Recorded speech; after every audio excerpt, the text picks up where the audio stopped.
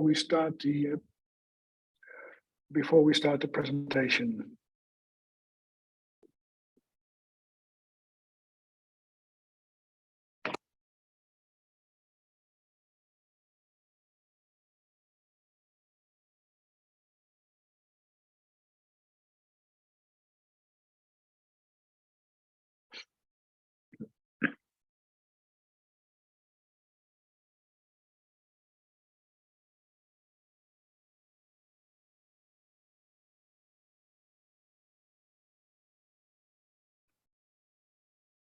So good afternoon and welcome again for those who joined us a little bit later. My name is Buijnsters and I will be introducing to you the IPMA Global Awards during the coming hour.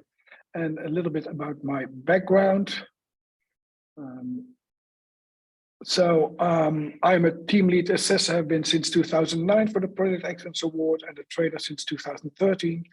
My field of expertise is mainly in project and quality management. I've been a consultant, trainer, manager of project management myself. I wrote some handbooks on project management.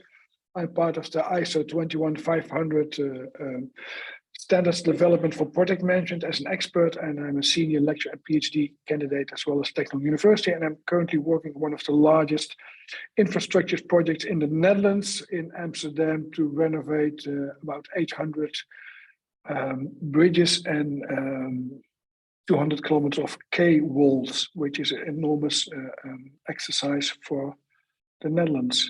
I lived in many countries and I worked in many countries and I saw a number of different industries. So my main background is in project and quality management. What is IPMA's legacy? Well, of course, we were the first project management association. We have founded something like 58 years ago. And we were the first one to have role-based certification in project management. And we have standards leading the way for both individuals, projects, and organizations. We have a competence-based education, training, and development system. And we award and recognize project managers and project managers and people related to that with our global award system. And we have a number of global events like special interest groups and like annual conferences and networking models. And we currently represent 71 countries worldwide. So these are the countries where IPMA currently is represented. They are local organizations and then kind of union, which is IPMA World. So all the local organizations are more or less independent and run their own certification system and training systems, etc. So you see that currently we have only 3 representations, or just I think 4 or 5 representations in Africa, quite a lot in Europe, and also some in Asia and South America and Central America, and of course in the US and Canada. What kind of products and services do we have? So as I said already before, we have the World Congress, which is normally in September. We have the research conferences, which we will this year, next month in China. We have special interest groups like automotive and other interest groups. And we have Young Crew for all the project managers under 35. We have global standardization and we have the validation of the national certification institutes. We have our IPMA blogs and social media. And of course, we have our global award system with various awards where we will go in further detail later on. And we have the IPMA Delta, which will certify organizations in their project management efforts. So what's the family of global IPMA awards and why should you apply? Well, why should you apply is to get recognition, to get rewarded on national, regional, or international level. And during such assessment, you will get suggestions how you can further strengthen and improve your organization, your project management by very experienced project managers. And we can have a look at your competence and innovations, and you can have some unique opportunity to do some global networking with companies who do more or less the same or from different industries where you can learn from, and to get some publicity, either local, national, or regional. So we have the Global Project Excellence Award, which is mainly for projects and programs. We have the individual award, which is for individual persons, like Young Project Manager of the Year and Project Manager of the Year and Agile Project Manager of the Year. And we have our Global Research Awards, mainly for academic research efforts. And I'll come back to some more details later on. The categories. So we have in the Global Project Excellence Award, we have what we call mega-sized projects, very large and complex projects, over 200 or 500 million euros for the mega-sized and 200 million for the large size. And then we have the small and medium-sized project, which are currently running up to something like 50 million. And then we have different categories: IT, telecommunications, construction, engineering, infrastructure, change management, product development, marketing, and social regional development and community service. And those projects will be assessed according in line with their category. As I said before, we have Young Project Manager of the Year, Project Manager of the Year, and Agile Leader of the Year. And Young Project Manager of the Year are those project managers who are under 35 years of age. Same for the Young Research Award, researchers who are just beginning. Then we have the Research Award for more mature researchers, and we have the Graduate Research Award for those who are graduated, and we have a Research Lifetime Achievement Award for those academics who have a consistent performance in their academic research career. So we do this competition since 2002. Sorry, it is based on the IPMA Project Excellence model, and we promote excellence in project management. And so far, since 2002, we had over 250 applicants with all types of projects, ranging from community service projects to the organization of the World Expo in Shanghai in 2010, which was a mega-sized project of about $18 billion. But we also have a look at the smaller project and the medium-sized project. So any category, almost any industry, you can find projects within our competition. Small size categories, as discussed before: IT, telecommunications, construction, engineering, change management, product development, social and regional development, for a product which more or less above 50 million euros. And then on the other side, we have the large and mega-sized projects, which have starting either 200 or smaller than 200 million, so between 50 and 200 million, and above 200 million. Why do we have these categories? Because the way of assessment of the category is different. The small and medium-sized projects are assessed based on a project report and online interviews, and the large and mega-sized projects are based on a project report and a site visit interview of 3 days, where the assessment team comes to the site and have a face-to-face talk with the people and their stakeholders. So there are some deadlines. If you want to participate in the small and medium-sized project, the deadline is 28th of April of this year. And for the large and mega-sized project, we have 2 deadlines: one for application, which is by 14th of April. And the second one is when you have to have finished your project report, so the assessors can start going through it, by 12th of May. So where do the award finalists come from? What you will see is about 98 of those, almost 250 come from Europe, 69 from Asia, 22 from the Middle East, 15 from Australia, 9 from Africa, 3 from Central America and North America. And on the left side in the table, you can see a lot of the projects have come from China, Italy and India and Iran and Germany. And you have also some smaller countries which have on the lower side of the table have just one project or just a few projects. And well, you see we have quite a worldwide representation of projects. So when we go to individual awards, we have done that since 2012, so they exist already for more than 10 years. It's based on the ICB, the Inter-IPMA Competence Baseline number 4, which is our current baseline for our competence development.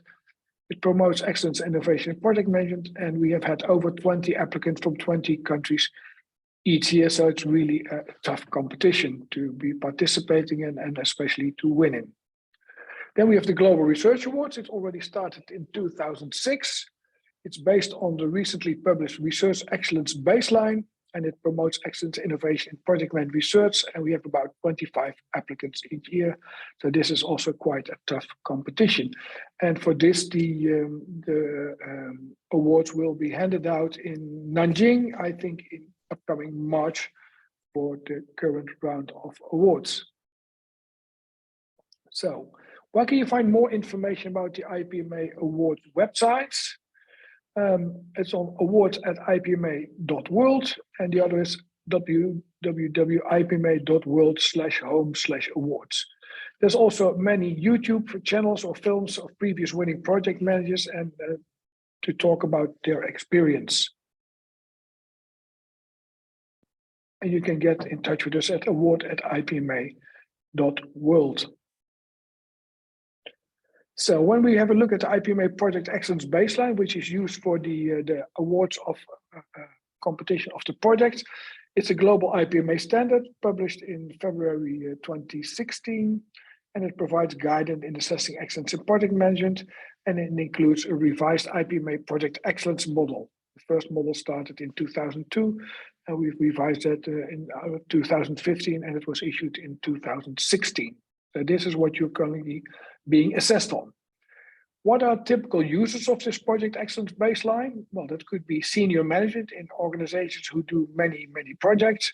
It could also be for project, program, and portfolio managers, or heads of project manager office, PMOs, and portfolio management offices. It could also be for knowledge managers, quality managers, and process managers, research and educators, and of course for the IPMA Project Excellence Award trainers, assessors, and applicants who get specific training in this. And we have it for the consultant, coaches, and trainers, which can combine it with the IPME CCT for consultant, coaches, and trainers. So this is the group of the things, and of course the applicants who will participate in our awards competition. So when we look at the project excellence model, we have actually three things. First thing is, what are the foundations for excellence? And then we look at people and purpose. What kind of people, what kind of stakeholders do we need to deal with? And what is the purpose of the project? What are the things we're trying to achieve with it? Then we're going to reinforce the excellence, and we do that by having a look at the resources. Are they well qualified? Are they well trained? Are they well developed? And about the processes, are they adequate, and are they updated or even improved on a regular basis? And of course, the proof of the excellence, the proof is in the pudding, is what are the results of the project. And the results of the project is not only for the stakeholder, for the principal, but also for the project team and the other stakeholders. And I will let you see more detail in the following slides on this. So this is just an overview. So we go to people and purpose. We look at leadership and values, and with leadership and values, we look which leaders have role models for excellence, and what type of care we need for the project stakeholders, and how adaptability we have for the project objective when the situation changes, or when the stakeholder has new requirements or whatever. So orientations towards the project objective and adaptability to change. The second one is the objectives and the strategy, and that is how we meet the how we manage the stakeholders' needs and expectations and their requirements. And we look at how the project objectives developed and are being realized, and how the project strategy is developed and realized, and how adaptable both we are to the project strategy and the project objectives. And as a last one, we have the project team, the partners, and the suppliers. We look at the identification of those parties, how they identify and develop their competences, how they recognize their achievements, and how they empower their people and their partners and suppliers, and how these parties collaborate and communicate. So this is the starting point to look for people and purpose, and this is laying the foundation for an excellent managed project. The second step is the projects and resources, and this is much more the blue part of the thing. How do we manage the project from process and resources related to the project manager of the process, and also to what the Prince 2 people call the specialist projects, how we manage the other key process and resources. So how do you manage your machines, your equipment, your money, your people, and the same thing for in the project management environment, but also with your subcontractors and your contractors, etc. Sorry for this. So anything what we assess, we will look at, have we do the plan, do, check, act in the multi-source feedback. So do we select the right procedures, the right methods, the right approaches and tools that are appropriate to manage this project with this complexity and this size in this time frame?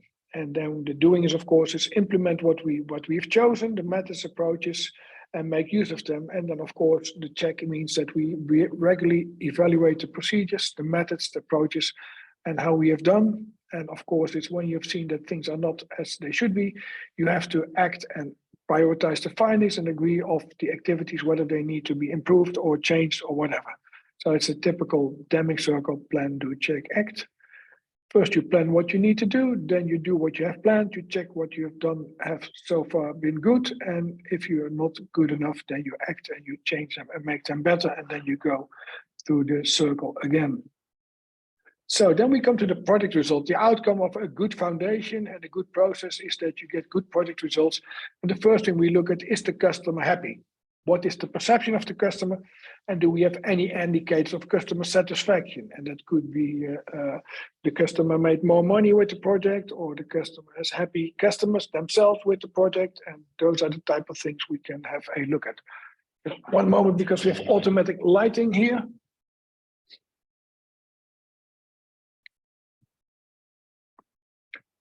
The second one, of course, which is very important, is the project team satisfied. And also we look at the perception of the project team and the indicators of project team satisfaction. And one of the indicators of project team satisfaction could be that you have either a very high or a very low staff turnover, which could be that people are satisfied or unsatisfied. And they can say, well, they were happy with the training or with the development or whatever. And the third one is, of course, is beyond the customer and the project team, we have other stakeholders, for instance, the suppliers or the contractors, and other stakeholders could be other departments or other organizations, which we look at the same way. What is their perception? What do they tell us? And also, do we see any facts which support that perception?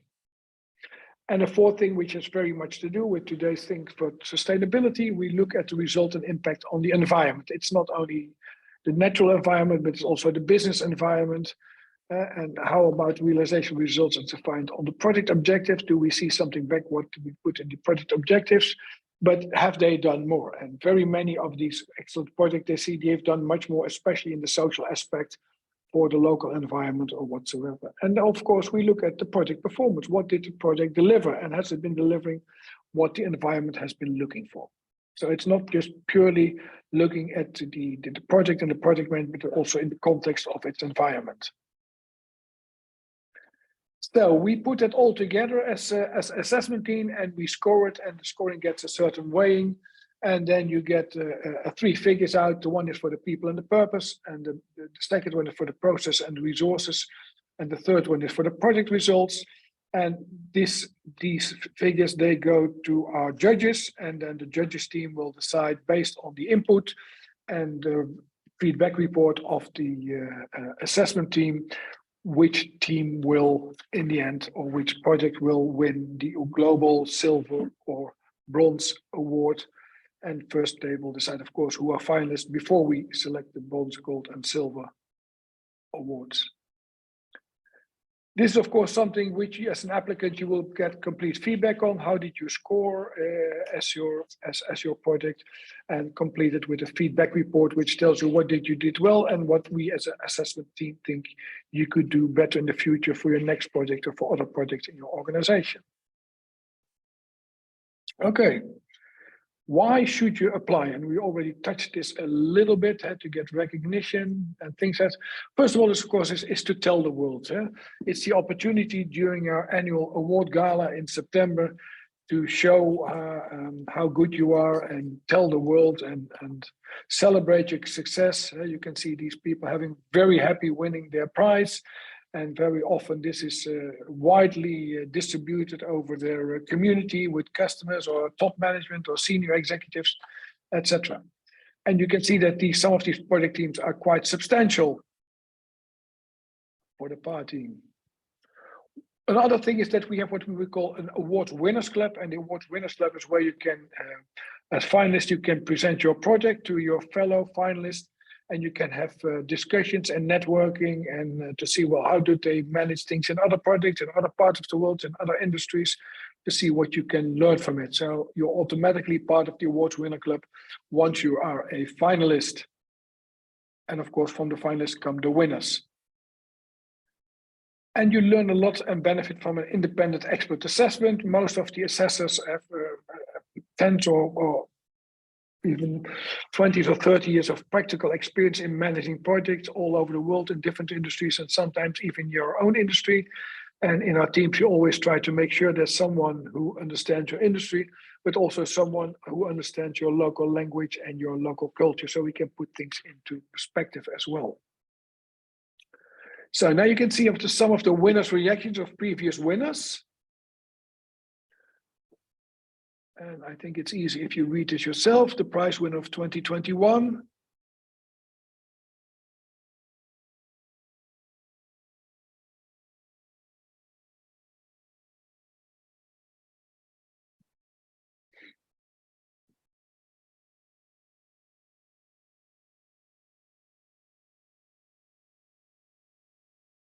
And here we have something of the another winner of 2021.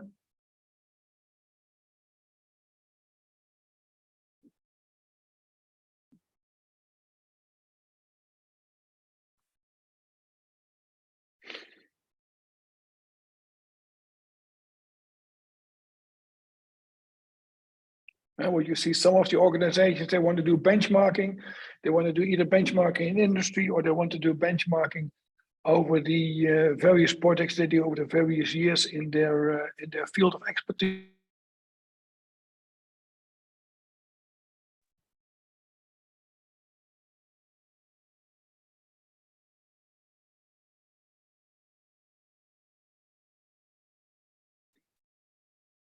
So here's the testimonial from one of the research award winners.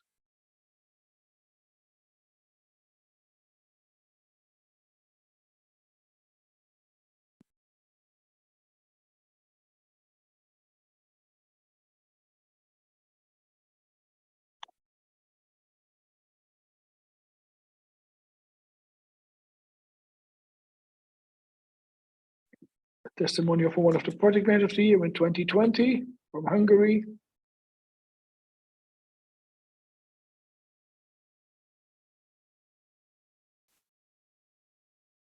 Having gained more networking opportunities than ever.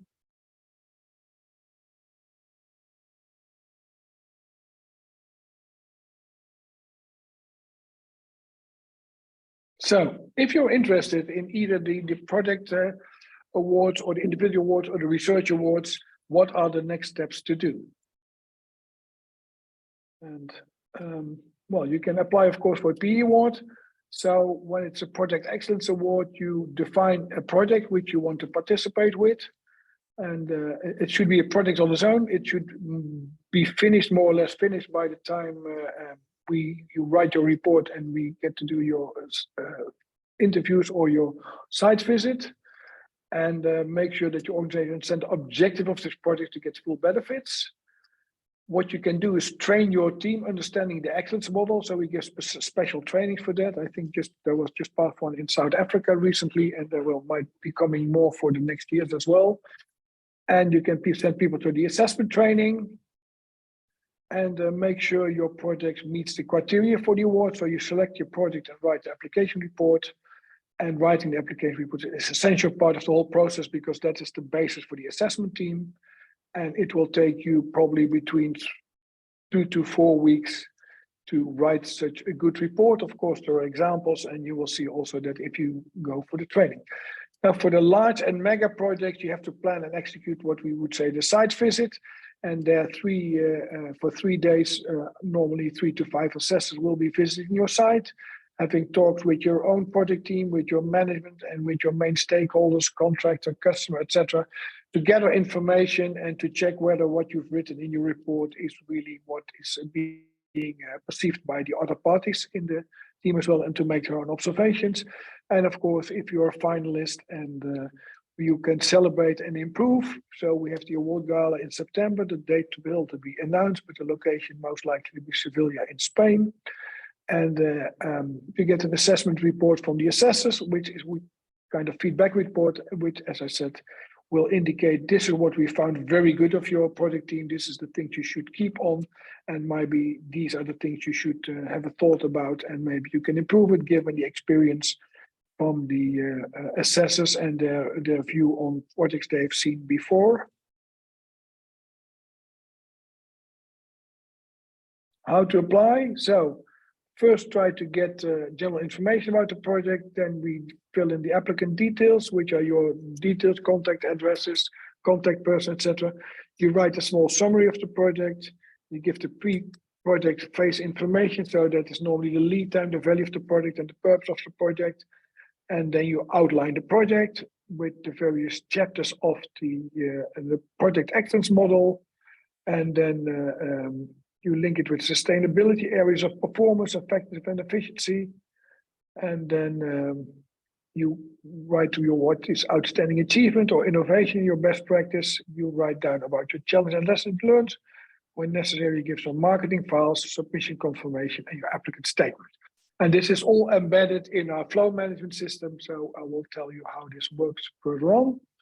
So on this flow management system, we have a number of tabs which you will need to click. And I think you can see here that if you go to the website, iawards.ipma.world, you will see a red bullet called awards. And that's where you need to click on.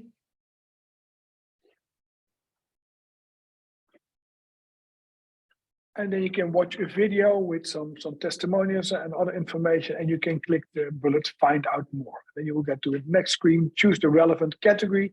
So you either choose for the global individual awards, the medium or small size projects, the mega or large size projects, the global research awards, or the individual awards, as I said before. Then you get a flow management system, which tells you why apply, the award categories, how to apply, and then the pricing. And I will get you briefly throughout this, but this is self-explanatory on our website. Submit the application report, so you can download the information pack and can submit the application documents, so it's all in the system there. And this is where you upload it and send your information. Then we get some marketing information, where you give your contact details, etc., your login name, so you're part of the system. And then you start your entry. So first you choose your category, then you choose the type of project you have where you want to apply for the award. And then you can see every step, single step is being supported by the system. A summary of the project, summary of not more than 100 words per project or project phase. Summary should be aligned to the category that the project being submitted under. And this summary may be used in the public domain for presentation marketing purpose. So what you will do is once you participate in our competition, you allow us to market also your project up to this high level. Please note that no other party will get the feedback report or the final results of the outcome of the assessment team. Yeah, and you have to describe yourself why this project is so unique, why this project is so excellent managed. So we can use it as a starting point to see whether you're eligible for participating in our awards. Sometimes it also helps if you put in the organization structure of your project, so we can see in advance which parties we would like to interview or would like to have more information from about their role in the project. And this is how you build your file objective and the strategy. So these are the subjects of the project excellence model. So actually it's a kind of report generator. Challenge your lessons learned, people and purpose. Confirmation the project phase has been accepted by the client owner. So you have to have the acceptance certificate or whatever, so we can see the project has been finished. And also confirmation that your principal agrees that you participate in this competition. So IPMA gets the information about your project and the assessor team. Please don't forget that all our assessors need to sign a confidentiality agreement. So they are not allowed to talk about the project beyond the assessor team and the judges. As I said, also for large and mega size project, there's a special step, which is the site visit, which has been scheduled now for June 26 to 29. And which the last day normally is the day where the team writes the report. So normally there are 3 days at your offices or at the project officer location, 26, 27, 28. And they normally have time to write a report, which could be at your venue or at the hotel venue where they're staying, to already write and start writing the feedback report and the jury reports. So that is deviant from the small projects, which don't have a site visit, but just project report and interviews. So here you see the deadlines. 28th of April, you have to submit the application report. Then you get by 28th of July, you get the notification for the judge's decision, whether you're finalist or not. And then you can participate in the September Award Gala in Sevilla, date to be confirmed. And after the gala, you will receive a feedback report. And you also normally have a short discussion with the judges with some additional information why your project achieved the result which it has received. Okay, then we get to application cost. Nothing is for free in the world and everything for free. You should ask whether it has any value. For the social, regional development and community service project, we have a very small fee only. And for the larger categories, we have some higher fee. For the large and mega-sized projects between 50 and 200 million or over 200 million, we have a fee of 9,000, which covers a lot of their cost, but it's exclusive of the travel, boarding, and lodging cost of the assessment team, which will be 3 to 4 days around your offices. What do you get for this one? You get free IPMA World Congress entry and gala tickets, 1 in small and medium category, 2 in large and mega shift category, and the entry to the IPMA Awards Club, and of course the assessment and the assessment reports. When you decide later on to withdraw your application, there's a small penalty depending on whether the application report has or has not been submitted yet, and the assessment teams have therefore been working on it. Time schedule. Well, there's a time schedule for applicants, for judges, and for our awards team. What is, of course, most important is the time schedule for applicants. And that means that on 24th of January, there has been a webinar. On 16th of February, there has been a webinar, which is today. And then on 7th of March, there's potentially, I think, another webinar. And they're all scheduled at 12 to 13 CET. Then by 28th of July, you receive notification about the judge's decision, whether you're finalist or not. And if you're a finalist, you should prepare for participating in the Sevilla, Spain Awards Gala in September. And we normally ask you to make a short presentation or a small movie of your project so we can show that during our award gala. And for the judges, well, they have some assessment training. They receive assignments and they carry out individual assessments in the course of May and June. And then by end of July, they will decide on the finalists and winners and will inform you accordingly on the 28th of July. I think the awards PMO, that is less important to you, but they will announce the finalists publicly on the website and in the press releases on the 31st of July.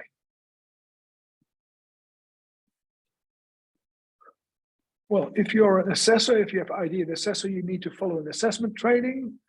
I don't think there will be any assessment training for this year, but there will be definitely for 2024, for the 2024 round. And then we participate in online assessor webinar. You will receive an assignment by the beginning of May. And depending whether you're small or medium or large or mega size project, you will get a different type of assessment. And then you have a schedule that you do the assessment first, discuss with your team, probably a second assessment, maybe a site visit if you are going for a large or mega size project in end of June. And then you have to write a feedback report for the applicants. For the individual awards, we have a slightly different time schedule. By 5th of May, you have to submit your online application report. And by 29th of June, you receive notification about the judge's decision whether you're a finalist or not. And if you're a finalist, then we would like you to make a short presentation or movie, which we can show then during the awards gala in September. For those who are judges, we have a different time schedule with a webinar on 5th of May, because then we know how many participants we have.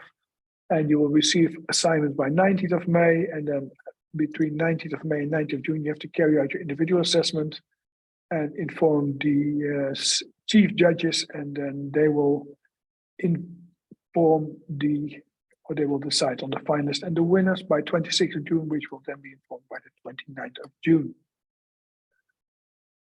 Application cost for individual awards, they really depend on the country of application, and that is by the World Bank low, medium, high income country. So the higher the income country, the higher your fee. And as far as I understood, is that Young Project of the Year, it's either 40, 75, 150. And for the more mature people, they have to pay more. And the research application, we don't have any cost associated. So any academics who want to participate in research awards, they can do that free of charge. So I think this is getting close to the end of our presentation. And you will see an overview of the last year's winners for all the different categories. And it's now questioning time.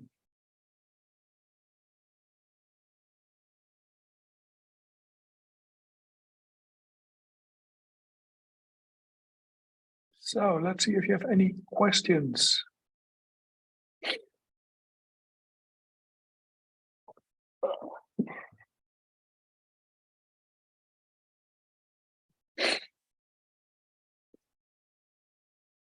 Glana, are there any questions? Hello. Yes, we had two questions in Q&A section. I already answered them. So after this webinar, we will share webinar video and presentation with all attendees.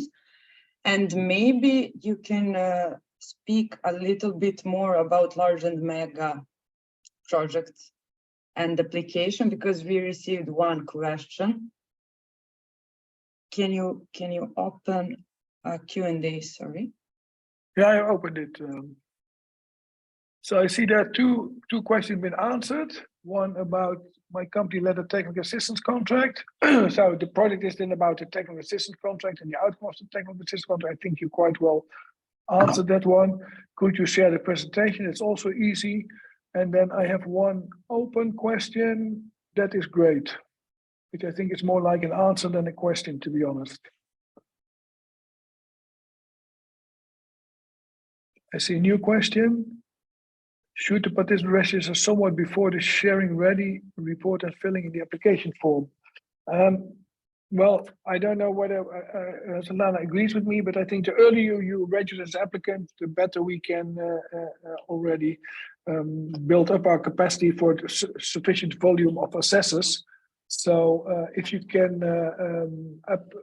already register before submitting your report or having it ready, I think that's only better. But you have to register anyhow before the deadline's indicated.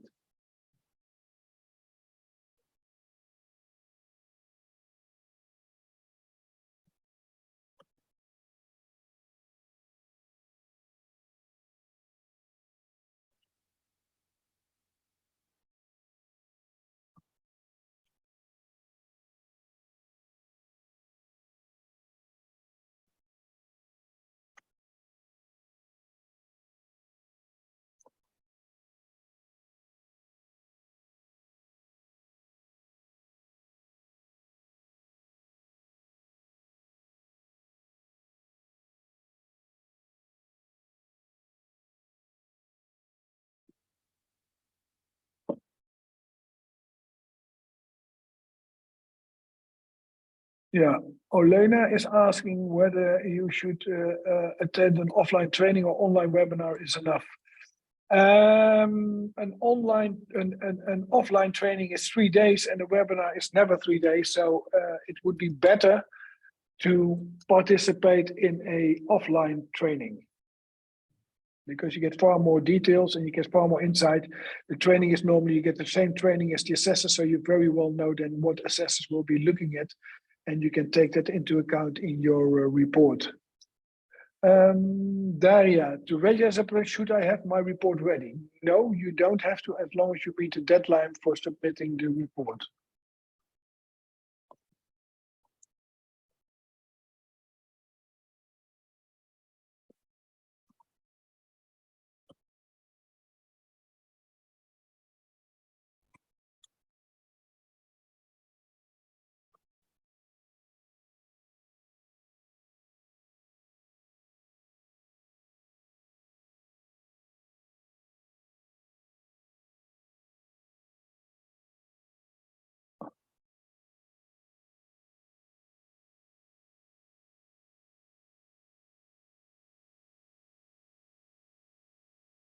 I don't see any more open questions. About payment for participation, when should it be done? I think the answers are being typed now.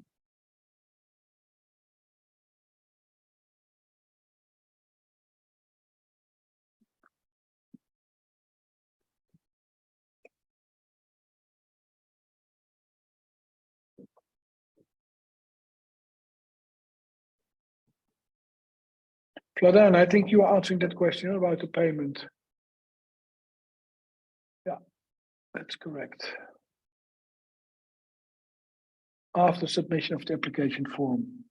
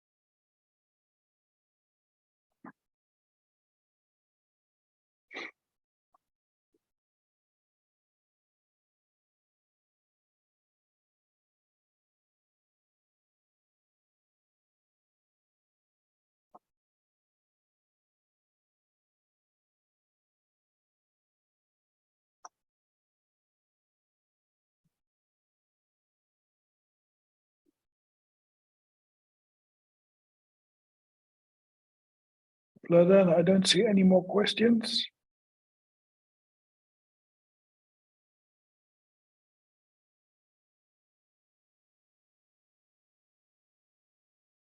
I see still 7 participants, including Laura. Maybe if there are no more questions, we can close the webinar. Yes, it seems that we don't have any more questions. If you have any additional questions when you start filling in application, you can write us email on awards@ipma.world and we will answer your question. Yeah, the only thing I see is that that we answered to Olena that a webinar is enough, and that I said that an offline training takes far more depth. Do you know, Vladan, how long the webinar takes for the training? Unfortunately, we will not have any more trainings this year. We just had one in Cape Town, and that's it. Next training will be scheduled for next year, but we will announce it. We will have one more webinar on 7th of March. And how long does that take, that webinar? Also 1 hour. Okay, so also 1 hour. So you can understand that in 1 hour, we cannot do as much as we can do in 3 days, but of course, the project excellence model and the project excellence baseline is quite self-explanatory. It is just that in the training, we go far more into depth and we practice, and it will help probably writing your report in a better way after a 3-day training than after a 1 hour webinar. But that is just from personal point of view.